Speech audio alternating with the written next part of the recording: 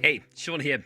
Welcome to Have You Asked Your Dad? In this podcast, we ask questions to dads about things that, well, maybe they don't really discuss normally or have never been asked. And we love to hear your answers on these questions as well.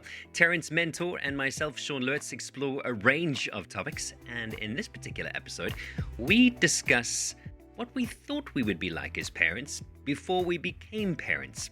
Feel free to get involved as well with the show, either on Instagram at Have You Asked Your Dad, or via our email account at hyaydpod@gmail.com. That's hyad, Have You Asked Your Dad, pod@gmail.com. Right now, though, here's Terrence and me, Sean. Oh. Hey, Terrence, it's good to see you again. Hey, remotely, Yes. in the distance. It's incredible what technology can do. I think we sound like we're in the same room, but yes, screen is just as good. Can't poof your hair today. I can't do that. Yeah. And I couldn't bring cupcakes to your house. I know. Last time. Darn. Listen, I've been, I don't know how your week has been, but I've been pondering about parenthood and being a dad. And, from time to time, you find yourself really in the thick of things. And you think about, what would my life have been like if this hadn't been, the situation? If I hadn't been a dad, what would my life have been like? And then I thought, but I've probably always wanted to be a dad. It just sat there. It was like, it's going to inevitably happen. This is probably my life path. And I thought I'd bring it to you and see whether that was the case for you. Before you became a dad, do you remember thinking about what kind of dad you would be like, or if you would even be a dad? Yeah, I was thinking about this too, and I actually asked my wife about this. I asked her if she remembers me talking about being a dad when we first started dating, like 17 billion years ago. Like when we first started dating, when I was still, early 20s, like 2021, did I ever talk about being a dad? Did I ever register that I was excited about fatherhood? And she couldn't really remember me saying anything about it. And I realized I don't think that the concept of being a father ever really occurred to me until I was in a very serious relationship that was clearly heading towards something long term. So, and even then, it wasn't really something that I thought about seriously. So I never, I know there are guys who in high school were like, oh, I can't wait to be a dad, or I want to be a dad and I want to have 5 kids. And Whoa, high school. Yeah. In high school, I had friends who were like that. They usually came from big families. Okay. Which I found interesting. The guys from big families also wanted big families. Yeah. But I never had that feeling. And I think maybe it's because I'm the youngest child, right? So by quite a bit. My brother's 6 years older and my sister's 14 years older than me. So there weren't really babies in my. I never experienced having a younger sibling. Right. But also with all of my cousins, I'm the youngest cousin. So I've the 30 cousins on both sides of the family. I'm the youngest cousin as well. So I've never had to engage with younger kids. And I suppose you would have been getting most of the attention then too. You wouldn't necessarily have been, as you say, looking after somebody younger than you, or being the person left in charge either. No, exactly. So I didn't have any of that. And also because the gaps were so big, I didn't have a lot of fun interactive sibling time. By the time I'm 6, 7, my brother was a teenager and my sister has already moved out the house. Yeah. All my cousins are much older than I am. So I also didn't have much of that oh, this is what a big family or and I had a great dad. He was awesome. I loved him very much, but it wasn't and this sounds horrible to say, but he wasn't my hero, it wasn't I want to be just like him, so I want to be a dad the way he's a dad. And yes. So I didn't have any of those filters going through until Julie and I, my wife now, girlfriend back then, started to get really serious, and she always knew that she wanted to be a mom. She was one of those people that we're talking about. She wanted to be from the moment she could conceptualize motherhood, she was like, I want to be one of those. And so I realized that if I wanted to be with this person, we were going to have kids. Like Yes. there was like that was my choice. Like if you don't want to have kids, then we have to like end this right now because it was between you and having children. Yeah. Terence, Fight. your destiny has been decided for you. Which Yes, path do you yes. choose? Yes, Mm. yeah. There's the path of least resistance. Yes. That's the one I went for. And again, it wasn't like I was like, no, I never wanted to be a dad. Oh, I can't. I hate the idea of having children. I just never thought about it up Sure. until that point. So yeah. So we only really started to think about it when we were like on the road to marriage, um, and and my instinct was that I was going to be the super fun, super casual, like no stress, no rules kind of dad. Oh, wow.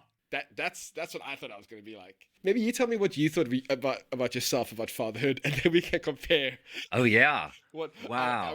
our imaginary version versus That- our reality. Yeah. Okay. So, so much to unpack there. But yes, if I think about being, I was one of the older cousins. I think I'm the second oldest. I'm also the oldest child. My sister is a couple of years younger than me, and they're just the two of us, but I'm older than she is. So in comparison, I can see the difference there in experience wise with younger people around and children around and being in this the middle of a group of, and left in charge of stuff. Growing up, I was always gravitating towards being in group situations and kind of coordinating things and leading a pack of sorts depending on what we were doing. So that's always come pretty naturally to me. And then once I'd left school, I was big into swimming at school. And after school, I started teaching kids to swim. So again, surrounded by young ones that I was guiding and mentoring and teaching life skills to. And that always just seemed to come very easily. So I think I'd always figured I would have a family. And I don't know how many kids I would have, but I would have a family. When Rue and I were dating, I haven't asked her that question, but I'm pretty sure I spoke about having a family and having kids. I imagine. I don't remember it being an awkward conversation, but it probably came up more than once. And in her words, she would speak about having at least 3 kids. And I don't remember shying away from that either. So I was obviously very open to the idea of having a relatively large family. Things didn't quite go that way because we've spoken about having more several times, but you know, Just can I catch my breath? that's Can I catch my breath yeah, first? that's probably not going to happen anytime soon. And but what I do remember distinctly is after Zoe was born and holding her in my arms, I remember this overwhelming sense of this is where I was meant to be. This sense of purpose really going. I was meant to be doing this all along. Why didn't we do this sooner? Type of feeling. There were plenty of reasons not to do it sooner. Don't get me wrong, but yeah, this feels comfortable, and I feel at home. I feel like I have a sense of purpose now. Yeah, and in terms of the type of dad I thought I would be, I think to follow on what you had said, I definitely thought I would be far more freewheeling than what I am. And I definitely figured I would be a very engaged, involved type of parent, the one that would be there and go to the events and be part of activities and so forth. And at the time, I think my lifestyle lended to that too, because being on the radio, not being in an office or having heavy deadlines, it allowed far more of a freelancer type lifestyle. You can go to things. But now tell me about this freewheeling Terence. Has Terence always been freewheeling and no rules, I I think I always wanted to be. Ah, Look, so I always had a bit of an anxious personality, but I've never been. I've only been a rule follower because I was scared about not following rules. okay. But when there was an opportunity to like have fun and go a bit crazy, I was at the very least I was attracted to those people. Yes. The people who were like, hey, let's go climb a mountain right now. And it's like it's 3 o'clock in the morning. Okay, cool, let's do it. I'm very good at tagging along with that. And I think I wanted to be that person as opposed to actually being that person. Right. So you can't really be the person you want to be when you become a dad. You don't have the resources to pretend anymore. You're very much like, I am this person now. Yeah. And if anything, the patterns that or the programming that you've done up until then, it just becomes more entrenched. You have to Yes, work yeah, really yeah. hard to become Yeah. this spontaneous version of yourself when you really weren't that before. No, no, you don't have the resource or the capacity to like fight against your natural inclinations at that point. But I also think from a survival point of view, especially in those early years, you need to have some sort of control. You need to have maybe not so much rules in place, but like structures in place. Yeah. You need to like when we get the nappies go in this spot because when we have a poo emergency, like if a punami arrives, Yeah. we need to know where everything is. We don't like you can't just have things anywhere. If you want to make sure that your child is sleeping properly, you need to have a regular schedule. If all these kinds of stuff. So I very quickly realized that. So my wife is naturally a rule follower. Like she this isn't even an insult. She's like, this is what I'm like. I thought, if I need structure, she really needs structure, which is great. So she was able to establish this is the way we do things, because this is the way that makes sense and it works. I felt so much relief and anxiety was removed from me by having that structure that I think as I've developed as a parent, I was like, oh, okay, no, we need these rules, we need these structures in place to survive.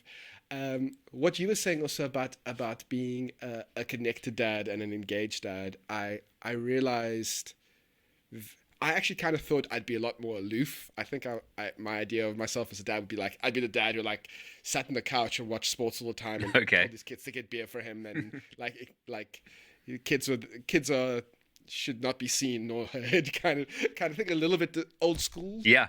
And then when I became a dad, I was like, I just want to spend all my time with this guy, and I could very quickly see how valuable engagement with your child was. Even as a little baby, every little bit of engagement and time you put into the relationship, kind of you got back, especially with our first child, because I had, again, being in radio, I had a lot more flexible time as well with Liam. So, I was the one that was spending time with him, doing playtime in the afternoons when Julie was at work, and really realized that, oh, okay, no, proper engaged dads it's fun, it's great. What I didn't realize, though, is that I would become the strict parent. You see, I didn't think I would be either. And I don't know how that happened, but literally now Julie is like the parent that they go to for like softness, and I'm the parent that has to be like, no, this is enough. Like, I'm kind, I like to think I care about, where they're at that time, and I'm not I don't think I'm absurd when it comes to my rule following, but like if it's like, no, it's late now, I'm the one that tells him it's time to go to bed. Right. I'm the one that maybe I'm the one that has to use the dad voice every day, because it works. And Julie has kind of let that happen. Yeah. I think she likes being the princess of the family that like everyone adores and everyone loves to cuddle with, because she knows that when things get a bit hairy, I can come storming into the room and go, "What's going on here?" And everyone gets poop still. It's we need to be leaving in 5 minutes. Get your shoes on now. that really gruff deepness, and then everyone starts like scuttling around. And what's crazy is that I don't know what they're actually scared of. Yeah. Because I've never hit my children. The punishments we have is very much like reducing screen time or like making them do more housework or something. Okay. Like it's really soft, like compared to what we had to go through as kids. So I don't know what they're scared of, because if I have nothing to back up the dad voice. I hear what you're saying. Yeah, you haven't had to implement something yet for them to say, hang on a second, if we don't do this now, he's going to do X, Y, or Z. So exactly. And I hope they never click. Yeah. If they make that connection, then I am truly buggered, because then I have nothing to back myself up.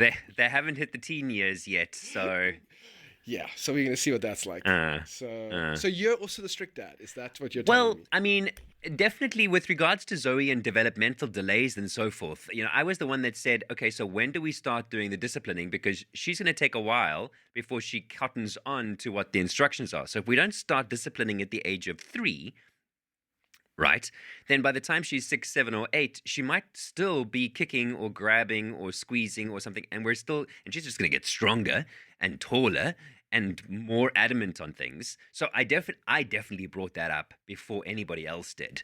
It was something that I was thinking of in terms of, well, if we look to the future and we want our lives to be, calm or serene or controlled or in some way balanced, that we can go with the ebb and flow, then there needs to be some form of structure, which you mentioned a little bit earlier. So I very much, there needs to be a place for things so that if there is punami or there is some form of emergency, and in our case, that invariably means rushing off to ER or to, a pediatric ward of some sorts, then there needs to be a bag, there needs to be medication, there needs to be a file with it in it, there needs to be clothing packed, there needs to be. Thankfully, Rwanda is exactly the same. So our A-type personalities complement one another in this case, and she also wants the things to be ready to grab, to run, to get out the door, or things are kept in a particular place. Look, there are definitely days where things go better than others, and there's a set of keys that can't be found, or a cell phone charger that's been lost, or a particular teddy bear that Zoe really enjoys that we just cannot keep clean long enough, so it's constantly in the wash. So when you're looking for it, it's not where you want it for it to be. Um, but in terms of that structure and in terms of discipline, I didn't expect myself to be as hard headed about it as I have become. But in saying that as well, I definitely watched with adoration parents that had young ones that they allowed to find their own voices. And by that I mean I watched parents flit in and out of our home with their kids prior to us having Zoe. And they would have 2 kids, and the kids would figure things out as they made their way around the house without the parent watching over them. And at first, that really freaked me out. I was very much came from a family where I was used to, if there was a young child that gravitated into the room, the parent is probably going to follow them around to make sure that they're not grabbing or kicking or pulling things off a table or Yeah. slobby hands on windows. It was just the way the parent was like, it's almost like, I'm sorry about my child, right? Following the child around. I've come to realize that now. So I watched with adoration as friends would come around with their kids, and Jay would just hold conversation with us. And I keep looking over their shoulder going, your kid is going up the stairs. Should they be going up the stairs? I don't know if they should be going. Are they capable of going up the stairs? Is it safe for them to go up the stairs? I'm worried for your child who's going up my stairs.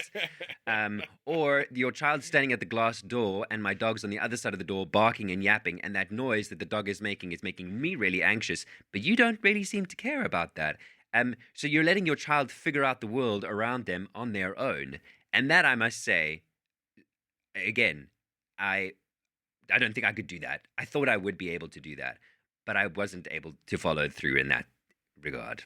I think I'm getting to that point now as my kids are getting a little bit older. Mm. But I definitely, when they were kids, kids, they are still kids. When they were babies, I was very much the parent you described, like follow the kid around, like making sure that they're not hurting themselves, but more like, I'm so sorry about the chaos that my child is He's causing. going I feel yeah. very like bad about imposing on other people, even in my own home, like trying to like just get get the kids away from visitors or unless they were like overtly saying, "Oh no, it's fine, it's all good."